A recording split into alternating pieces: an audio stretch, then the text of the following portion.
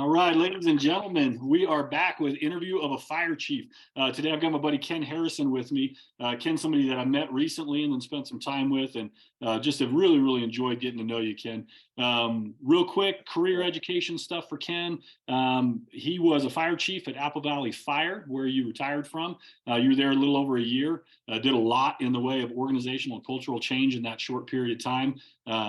Plugged some leaks, which is really cool, and have entered into retirement, but now hopefully getting back into the fire service in some command stuff, which I'm excited about. Prior to that, 26 years plus in the Orange County fire system, right? And firefighter all the way up to battalion chief. One of the things I thought was really cool on your resume, you talk about being wellness and fitness program coordinator. So I hope we'll get to that today because I really deeply care about that. You're part of the International Association of Fire Chiefs. You currently teach at fire academies, correct? Is that Yes, right? sir. Okay, cool. Educationally, associates in fire science, a bachelor's in fire science administration, an MBA in organizational leadership, and part of the National Fire Academy executive fire officer. So, man, just maybe 2-3 minutes. Tell us a little bit about yourself, your family, your career, and then we'll jump into some questions. It sounds great, and that was very flattering. That intro, I think you give me more credit than Hey, I just took the notes, man. No, that's great. Well, like you said, I did about 30 years in the fire service, double retired, if you will, about 8 months ago from Apple Valley. Great little organization. Went in there and helped them get through some difficult times, and yeah, then we just kind of saw some cultural things going on and so forth. So give me a real what, quick, give me scale difference, Orange County to Apple Valley. Well, Orange County Fire Authority is, by the numbers, I think they're the fourth largest in the state of California. Okay. So for those people that are trying to orient themselves, where does it lie? It lies about halfway between Los Angeles and San Diego on the West Coast. Okay. About 750 square miles. They run out of 100, well, now they're about 90 stations, about 100 apparatus, a little bit larger than that. They run about 135 to 145,000 calls a year. Big organization. About 1,400 firefighters, a couple hundred support staff. Just a fantastic organization. And as you said, I spent probably 90% of my career with them. Yeah. So when I retired from them, I was a battalion chief, a field battalion chief at that time, in the southern areas of what they call Battalion 4, and covered 5 cities, nice, 100,000 people. Very busy, very dense, but it was great. I had one station that is on the beach and stations that are up in the foothills in the wildland area. Oh, that's incredible. Yeah, so it's just a lot of fun, great organization, and really enjoyed my time there. Yeah. Yeah, Apple Valley, on the other hand, that's in what's considered the high desert. So if you're heading anywhere from Los Angeles, Orange County, and those areas to Las Vegas, once you enter into the San Bernardino Mountains, then you enter the high desert. That is en route to Vegas. And that was much smaller, large in area. They cover about 200 square miles, but 5 stations, running about 15,000 calls. Okay. Little organization, but completely different layout when you look at the resources you have available. Yeah. Response times and partner agencies and all that. Though there are a couple other departments up there, clearly everybody's busy and much smaller in scale. So that's crazy, right? Because you're talking about, 5 stations to 90 stations. What a scale difference for a leader to adjust to. That's crazy. Absolutely. But keep in mind, each battalion in Orange County, you manage anywhere from as little as 6 to as many as 13 stations. Yeah. So it's still comparative there, but where it really comes into play is, extra resources. When you start requesting additional alarms or you get larger scale incidents, through the partner agreements and so forth, you could have dozens of apparatus on scene within, very short time in Orange County. Yeah. Or up in the high desert, that's not going to happen. Right. Everything is going to be a much longer response time and much further out. Yeah. So tell me a little bit about what you're doing at the fire academy, some of the training stuff that you're doing. So at the academy, I've taught at the fire academy for about 20 years. And state of California, a lot of the fire academies are run through the junior college. And so I particularly am involved with Santa Ana College and their basic fire academy. So what I've taught there historically is what used to be referred to as Rescue Systems 1 and low angle rope rescue. It pretty much is your urban search and rescue type of thing. Oh, cool.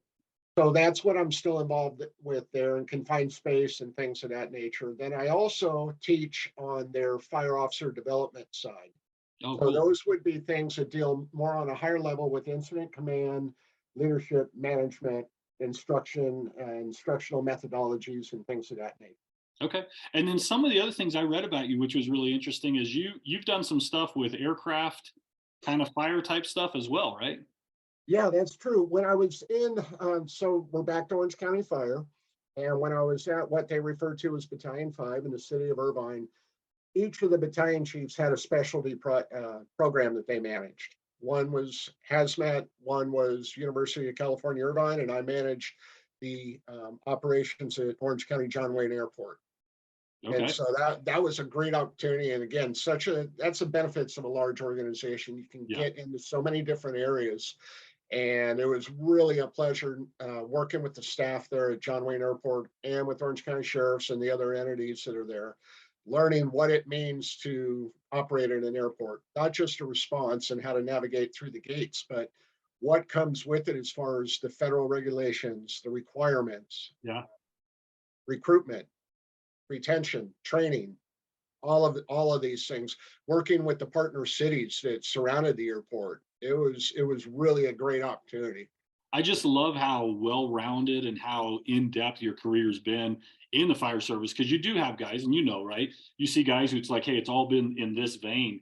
But man, as we've talked, as I've read some of the stuff about you, just the dearth of opportunity you've had, like, hey, angle rescue, and we're now working over here with aircraft and in a Right. training academy and wellness and I mean, there's so many things that you've got to be a part of. I'm stoked for this interview because I really do feel like you have a very holistic view of fire service, and some guys have very kind of focused, and that's awesome. But I love that you have such a wide range. Was there anything that was ever your favorite? Like, man, I really like this part of it. Well, yeah, actually, it was the wildland because Oh, Orange okay, County is cool. a big player in the mutual aid system in the state of California, and that really, by chance or intention, fit my wheelhouse, if you Yeah, will. So I really dove into the wildland arena and becoming a strike team leader and then a division supervisor and working on the incident management teams and things of that nature. And having that opportunity to go up and down the state of California yeah, and just get involved at different levels on a lot of the major fires that went on. And that's one of the benefits of that large organization because there's so many people in Orange County Fire in particular, that have had even better opportunities than I for incident management teams and different things of this yeah. thing. So that was really a passion of mine. A lot of people don't like it because it is long, hot, dirty. But again, that's the benefit of a big organization because Yeah, you have so many opportunities, but you can't do it all. yeah, If you want to be on, say, the Urban Search and Rescue Task Force, it takes so much to get into that and really be good at it that basically is going to consume your career. And yeah. we have people that did that and they're awesome at it. So with the big hurricanes or 9/11 or anything of this nature, that's the Navy SEALs of it, if you will. Yeah. And it's so specialized. Same thing with hazmat and aviation section. And those are areas I was really never involved with because I was involved in other things. Yeah. Um, but it is, and especially for those coming into an organization such as that, your opportunities are endless, but just be careful which ones you choose, right? Yeah. Because if you No. really want to be good at them, it's going to take some time. Yeah, that's great. Well, so tell me a little bit about, like, what has fire service taught you about life? You and I were talking Wow. a little bit about, faith and we're making an application. Oh, this is like that, and this is like that. What did the fire service? I mean, what has it taught you about life, living, relationship, that kind of stuff? So much. Service and commitment and what it really means.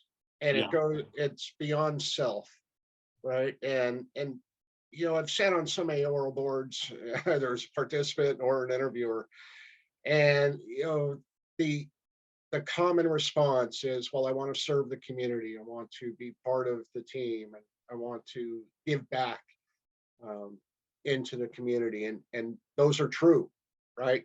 But the life of a firefighter, just saying a firefighter in general, takes much more than that.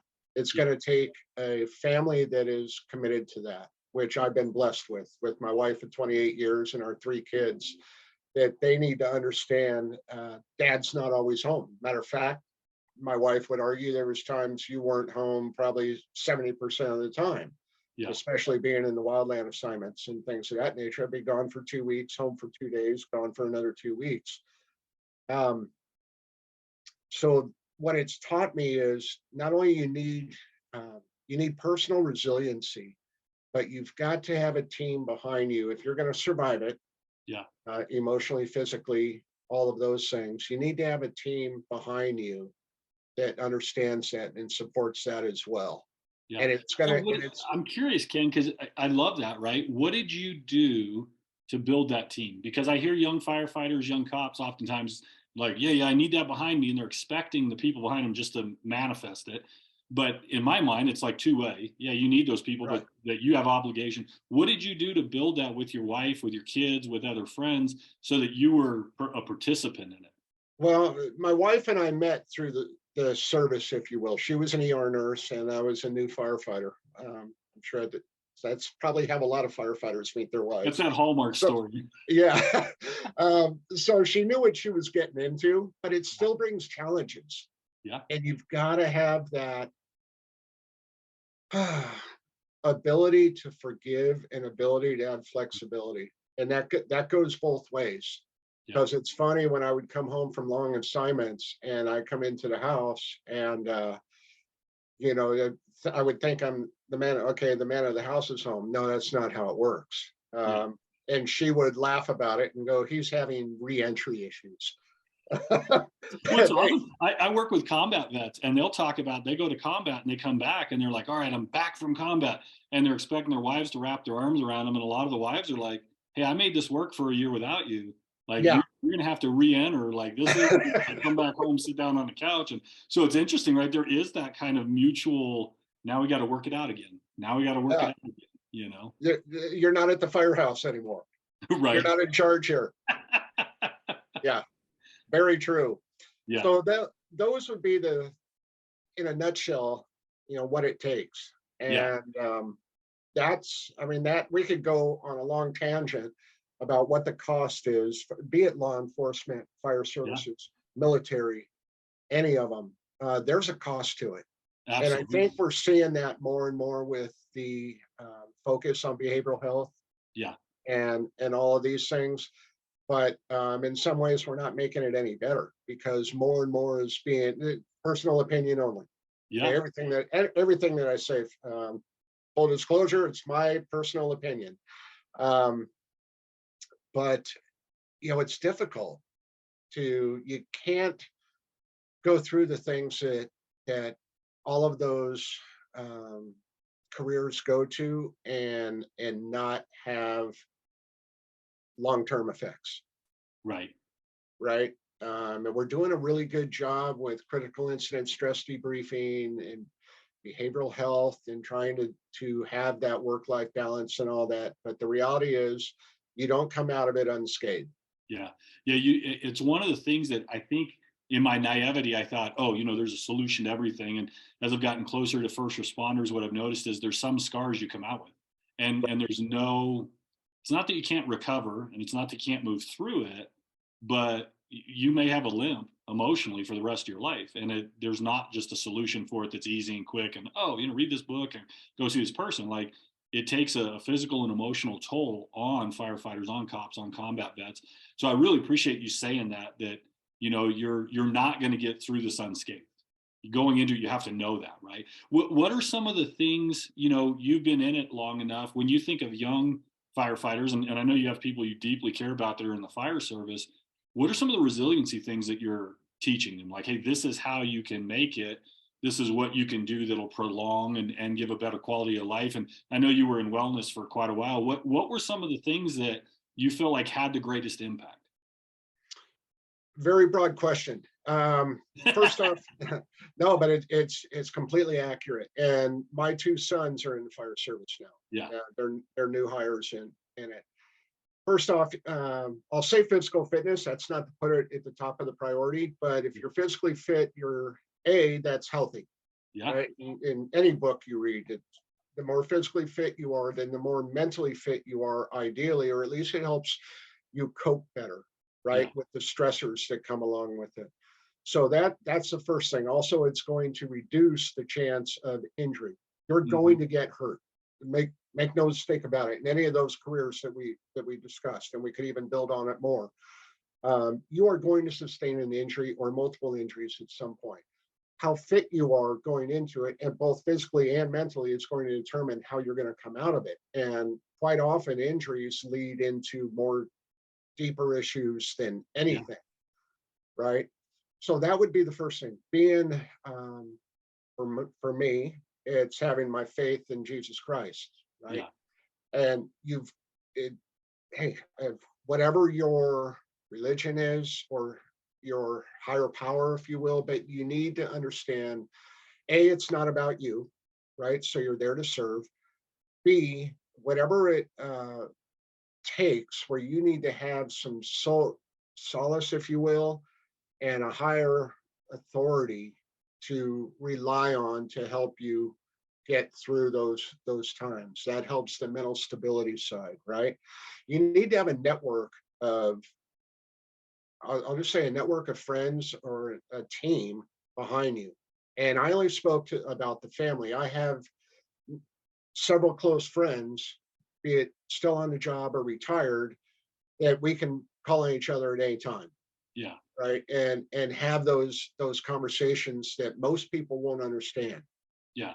Well, right? because I know one of the things about first responders that's amazing is they're like, look, if I have a conversation, I want to be able to have it now. I don't want to have to give 3 days of context and have you Right. shocked at what I say so I can get to the thing that's actually bothering me. And so having that context already built in relationally, where you pick up the phone and you're not explaining, well, this is why I think this, or you could just go right into, there's Yeah. a bad call, this is how it hurt. And they're just listening. They're not trying to solve, and they already understand just intuitively because they've had Right. those experiences. No, Something you said, Ken, and absolutely. I love, and I want to totally draw it out because I don't want it to be missed when people watch this, is the carry on cost of injury. I haven't had anyone bring that up, and I love that, right? Because it's like, hey, when you have a physical injury, one, it does make you more prone to injury in the future, but the psychological impact of, hey, now I don't get to go out on the rig because I'm sitting in the firehouse on light duty for 6 weeks, 8 weeks, 12 weeks.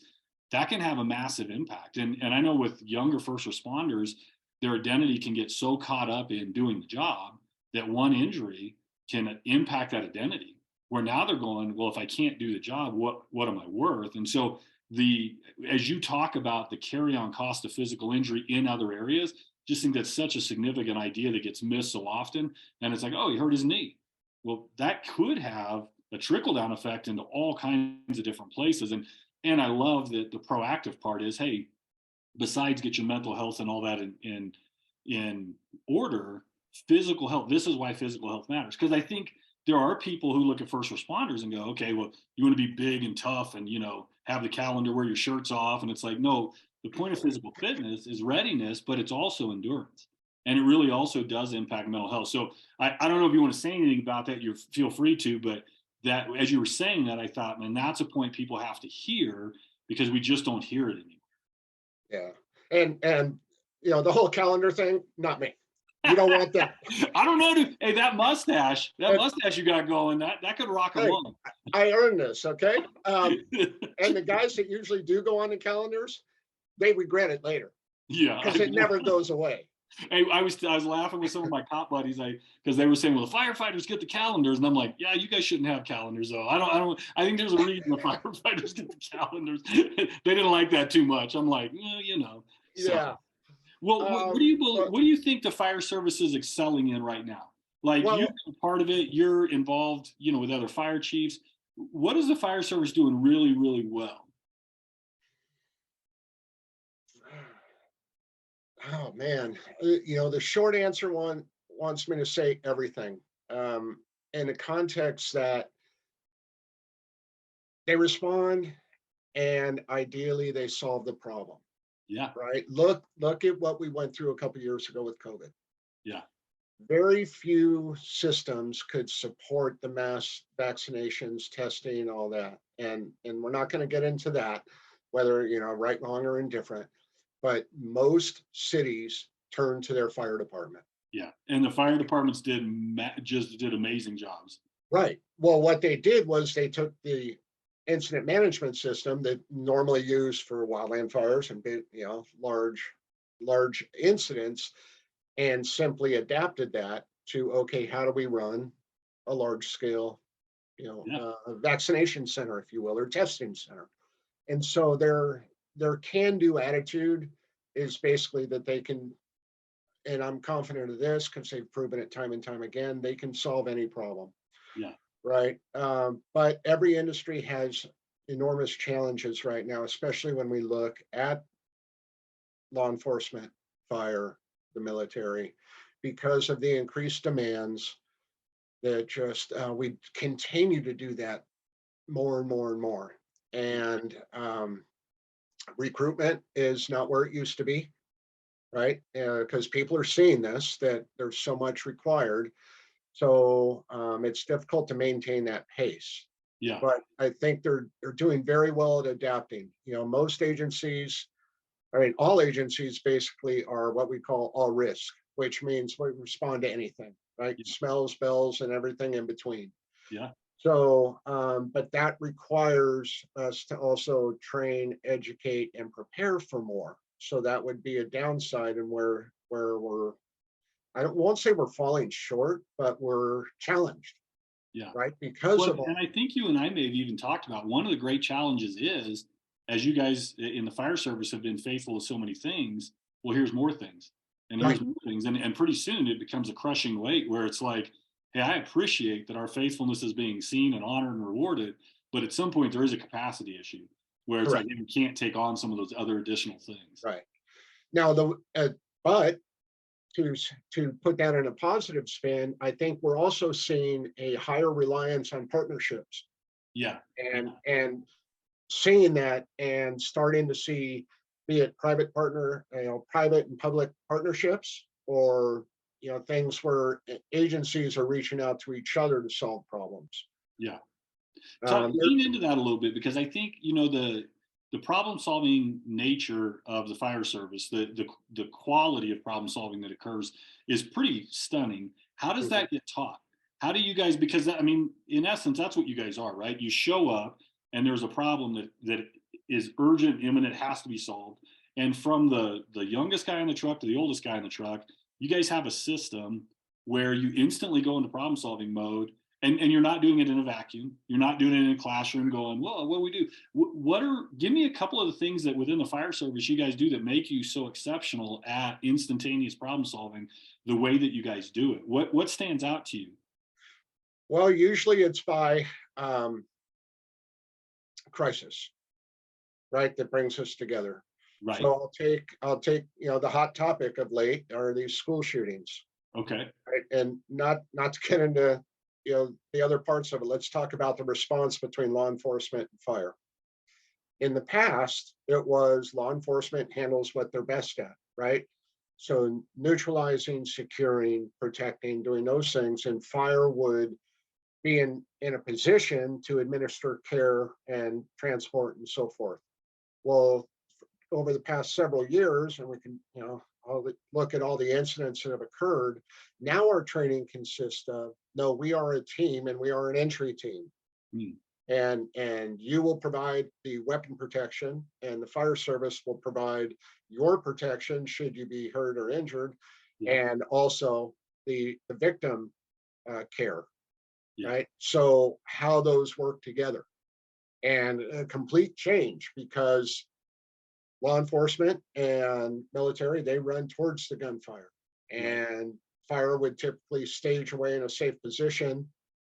Just simply, we're not armed or in a position to protect ourselves, and then enter once it's deemed safe. Well, we've learned that that system does not work as Right. far as if we're looking for survivability. Yeah. So we needed to come up with a system that where we could be close to the action yet still protected. Yeah. And that training occurs all over the nation, I would like to think, um, on a semi-annual basis, if not more frequent, Yeah. so that when we do show up, we're hand in hand, but understanding you're providing force protection, we're providing patient care. Yeah. However, I now the love the firefighters, integration piece of that. Going, hey, we're no longer siloed, but beginning to figure out what are our integrations. Where do we cross over? exactly, Yeah. and now the firefighters have ballistic helmets. They Yeah. have they've always, in my entire career, we've had bulletproof vests, but now we've taken it a step further and we're practicing, be it a triangle or diamond shape or what have you, where they can provide force protection and we're right behind them in a position to provide Which and rapid you brought treatment. it up, survivability goes way up then because patient Correct. care can be sooner as a as that movement happens instead of hey we'll come in later. It's like no we're coming in with the With you. imminent threat. We're dealing with it in the moment. That's great. What about for like younger officers, younger firefighters? What are you guys teaching them that's helping them be so good at problem solving so earlier in their career? I mean, what are some of the principles you guys are leaning into? Well, there's a lot, and I can only speak from my experiences in the departments that I've been involved with, but there's a large emphasis on education. Hmm. And that's extremely important. And for any of the new firefighters that may be watching this, know that if you enter the fire service or law enforcement or any of those services, similar services, it's a lifelong learning experience.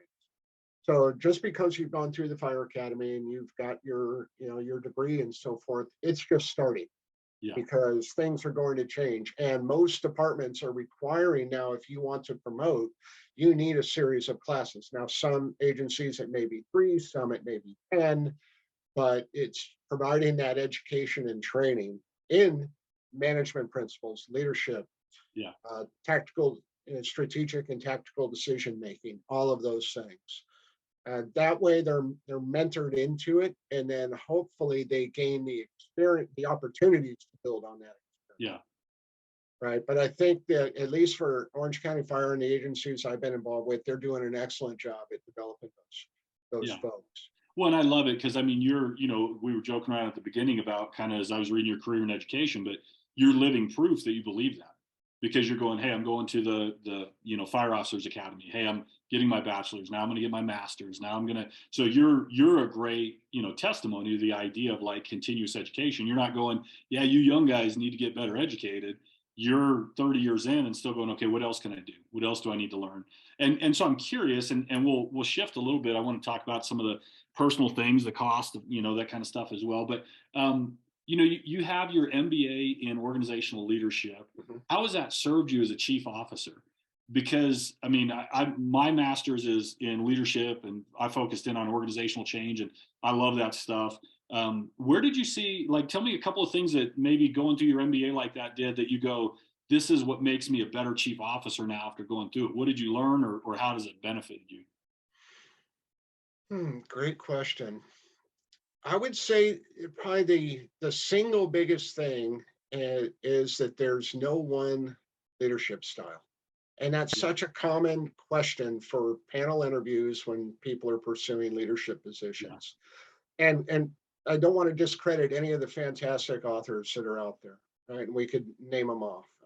Sinek, McDowell, the list goes on, right?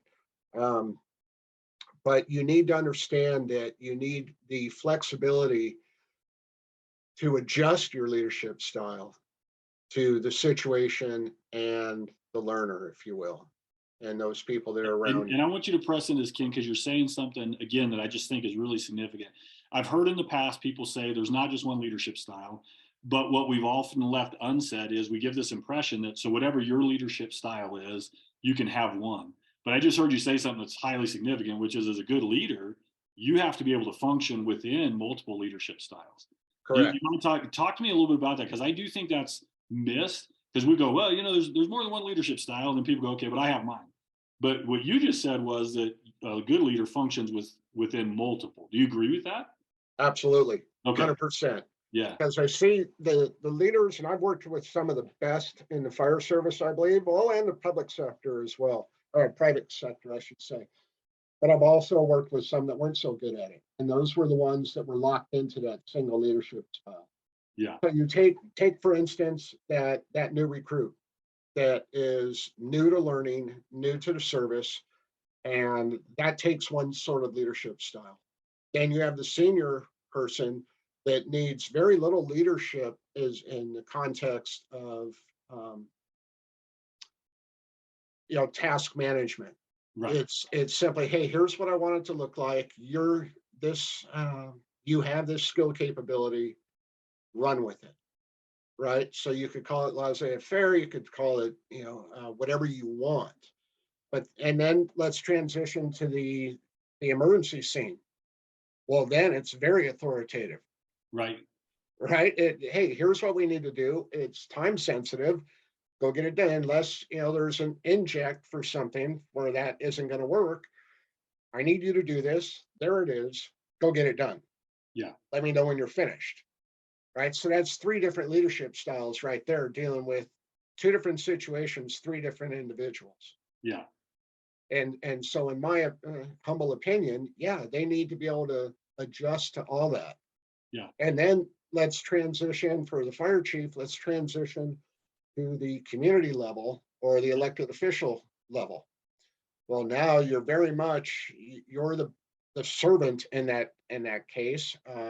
It may be collaborative, cooperative, whatever you want to call it. It may not, Yeah. right? And there is no urgency, right? And that's probably one of the biggest things I learned as fire chief, transitioning from a field battalion chief to a fire chief, was that every decision that a fire chief makes is important, but very few of them are urgent. Which is different, right? Because your whole career is based on urgency and decision making in the moment. And now you're dealing with, okay, we have to get it done now. And they're going, whoa, we need time to deliberate and discuss. And you're like, on a fire scene, people die if we over Right, deliberate and over discuss. But in a board meeting, too much urgency, and someone can just be like, all right, brakes are on, and now I'm not listening to you. So that is right. an interesting shift. What and talk to me, because specifically because you've got your degree in organizational leadership, what are some of the cultural pieces that you think a fire department needs to be healthy? Because what I know about first responders is that one of the other guys was telling me the other day, I was cracking up. There's two things they hate: the way things are and change. So Correct. like, and we know, like you and I were talking earlier, culture matters. Like the Mhm. direction matters so much. If you're leading again, you're leading a department of any size, and you're impacting the culture, what are two or three things that are critical for you that you're like, hey, we really have to get these cultural pieces right within the fire service to do a good job? Are there a couple that stand out to you? There's several. First off, you've got to have a culture, and maybe this isn't the right place to put it, but you've got to have a culture of trust, Yeah. Yes. right? So because and when you have trust, then you can have the difficult conversations, and that's not to say you're going to win, if you will, but everybody has a trust and a comfort level to say what needs to be said, Yeah, I agree. right? So that would be the first thing. Now, generally speaking, the fire service, we're going through a lot of changes, as the whole nation is, and we need to understand that what we've done in the past, some of it may work, but a lot of it's probably going to have to change to meet the needs of the community and um, society, Yeah. right? Be it healthcare, be it behavioral health, be it strategy and tactics, what have you. The job is becoming more complex and more diverse, so we need that flexibility. And Yeah. then the last thing is we still need to honor our traditions Yeah. and understand how we got to where we are, and it's not about us, Yeah. And right? I want to press on that one a little bit, because what I love about traditions, I used to work in churches. So I worked in churches for about 30 years. And, we would have this debate, is it modern or is it traditional? But you said something I love, right? We have to know what our traditions, where they come from. So it's not the tradition we hold, it's the value within the tradition that we hold, right? So it's not, we're going to do it the way Exactly. we did it 100 years ago. We're like, why did we do it 100 years ago that way?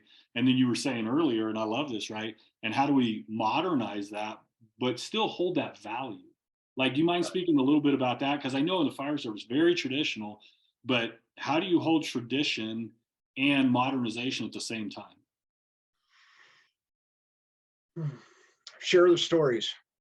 Yeah, there you go. I love that. Yeah, Yeah, share the stories. And so that's looking more at the senior folks and making sure that you've tried to create the opportunity to share the stories, yeah, whether it's talking about incidents or talking about people, right? And those legacies, right? This is how we got to where we are. yeah, So some of the things, I talked about my teaching experience. Depending what curriculum I'm teaching, one of the things I'll reference is a thesis done by Ronnie Coleman years ago, and he was a local firefighter, fire chief, and then became the state fire marshal. But in that journey, he wrote a thesis, the history of training in California fire service training. And it's such a great document because it walks you through from the Isle of Malta back in Roman time, right up to at the time he was doing his thesis, where the fire service was and how it got there. yeah, And whether it's our tools and equipment or philosophies or methodologies or whatever. And it really tied in to a lot of the things that we're still doing today, where the tools came from, yeah, right? For specific organizations, who was the individual that really made the transition to how we're operating now? And I mean, I could go through names of either leaders, mentors in my own career that this is what that individual taught me. yeah. And I can teach that to someone else. And maybe it was just a mindset, or maybe it was actually a skill, a manipulative skill. And I still do that today.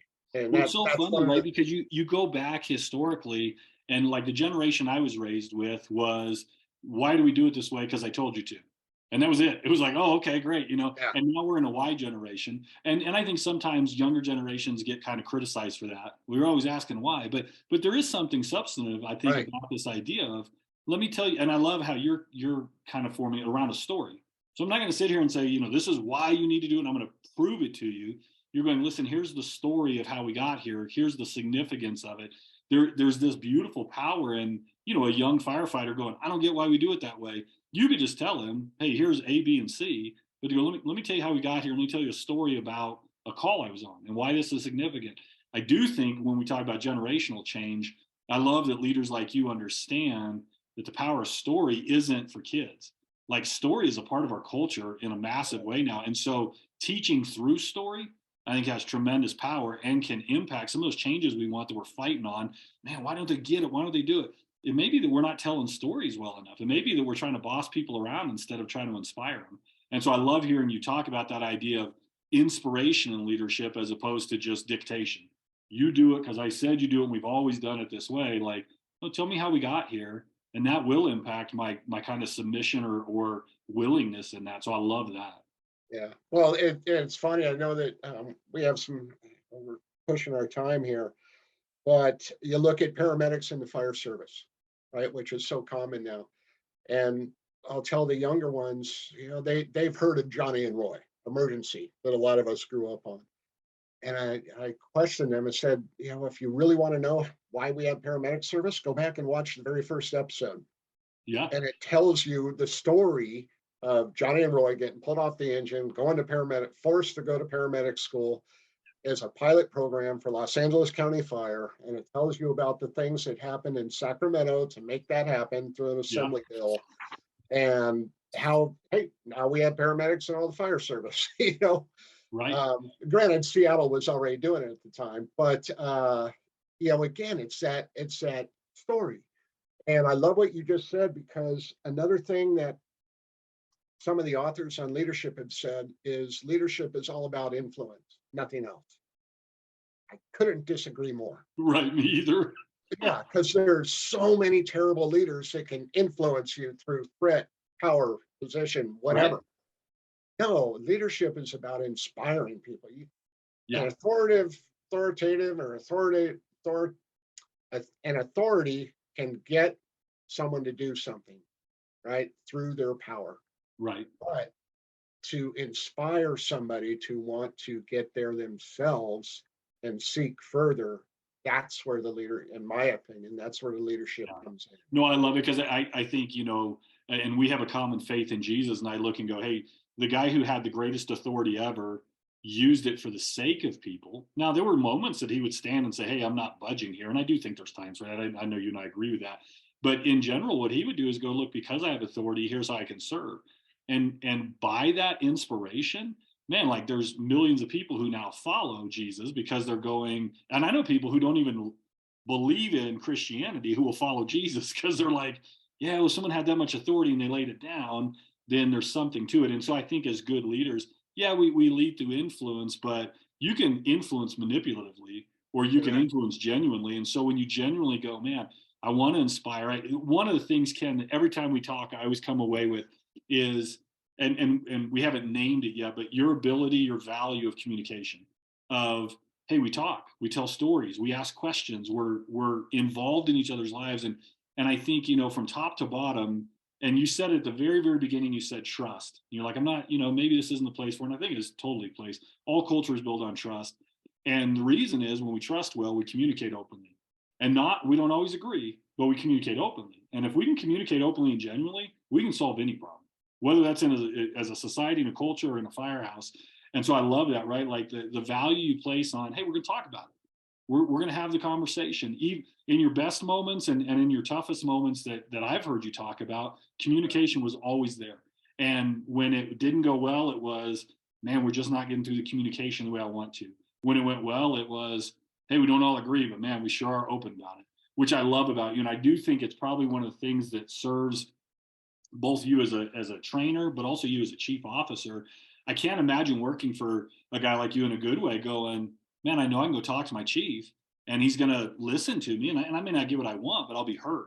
Because for me, what I would value more than getting everything I ever want, because that's going to spoil me rotten, is to go, and every time I go, I know I'm heard. That's going to give me honor and respect. And so I say that because every time I talk to you, the two, three times we've talked, man, I'm like, oh, this dude values communication. He values respect. And when we're done talking, I'm like, yeah, man, I was heard. That's awesome. And I think I draw that out because it's one of the things I think that's unique about you that you probably may not notice because it's natural to you. But I bet you there's a lot of people who are under you who feel heard and respected. And so I honor you for that because I think that's tremendous, dude. It's one of the great ways you're leading. Well, I'm humbled because I've messed it up too. Don't get me Sure, that's wrong. how we learn, man. We make a mess. I've got I three mean, kids. I learned how to parent the third one by messing up the first two. yeah, yeah, and there might be a couple people that watch this and go, I don't know that guy. The guy I knew was someone else. Hey, man, we get better though, right? Like that's the thing that I honor about you as well is you're learning as you go. That's And right. some of us we get more and more tough and like, no, we're gonna do it my way. I'm gonna make it work. And that's just not your MO. Your MO is like I have some ideas that I think are right, but you have a flexibility and a fluidity to go, but I'm listening and I'm learning. So let's do this, and we'll do Yeah. this to end. We'll do two things. Um, Tell me, so you've got these guys that are kind of mid-career and they're going, hey, I really want to be a battalion chief. I really want to be a deputy chief. I really want to be a chief. Talk to me maybe about a couple things you would say, hey, do these things to get ready. And then after that, what I want to do is just give you a couple minutes. You can say whatever you want to say about anything you want to say. I do this just because man, who knows what's being prompted in your head and heart right now. And I want to give you space. But first talk to me about those, they're getting ready. They want to start moving into command staff. What are a couple things that you would tell them, hey, this is how you can get ready, this is what you can do, and maybe it's professionally and maybe it's relationally. I mean, just whatever you want to there, and then I'll prompt you on the close here in a minute. I appreciate that. What I would say and what I do say is first off, I mentioned it earlier, be a lifelong learner. So if Yeah, you're, don't wait till the last minute. Look at your career and try to figure out where you want to be and when you want to be there and then prepare for it. yeah. So that's going to take initiative and you're not going to be paid for it, right? And it's going to cost you some Mm-hmm. things. It's going to cost you time and energy and maybe some money. But be that lifelong learner and just it whatever your track is, your passions are, follow them, but get prepared for it. Don't wait till the last minute. Yeah, And love that that. means taking advantage of opportunities and creating opportunities, stepping up. So I'm looking at the engineer that wants to be a captain or the captain that wants to be a battalion chief. Um, don't sit in one place. Yeah. So get out there and be the best you can be, to use an old term, military term. Um, but take advantage and create your destiny. Yeah. Right. So that would be the first thing. Um, and then make sure that you have that support behind you, because it is going to take time. Every time that I had to take multiple promotional exams, because some of it's just timing, Yeah. right? Timing based on culture, timing based on attrition. Uh, some nail it right out of the chute. I was never that guy.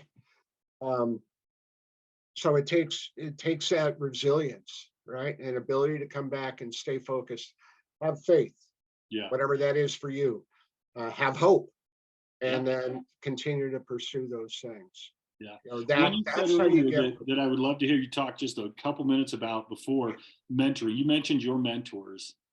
So a young guy, he's a firefighter, he's a captain, he's a whatever, and he's like, oh man, I need a mentor. I can't find a mentor.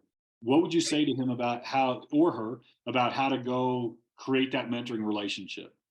Well, you have to create it, Okay. right? And yes, you can reach out generically. There's those out there that offer coaching and things of that nature. But my suggestion, much like what we talked about with leadership, have multiples.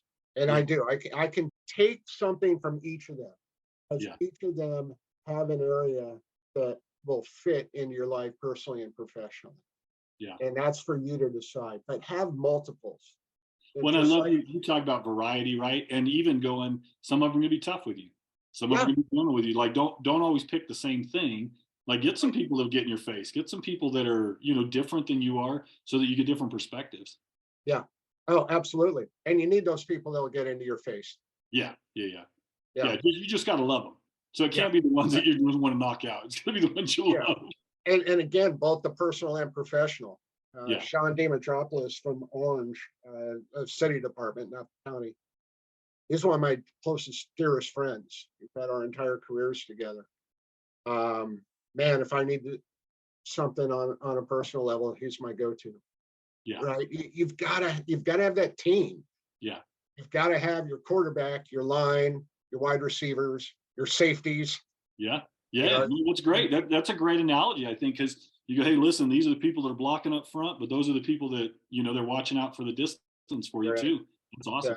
Well, let's do this to kind of close. You get 2-3 minutes. You can say absolutely anything you want to say. Um, yeah, about anything you want to say.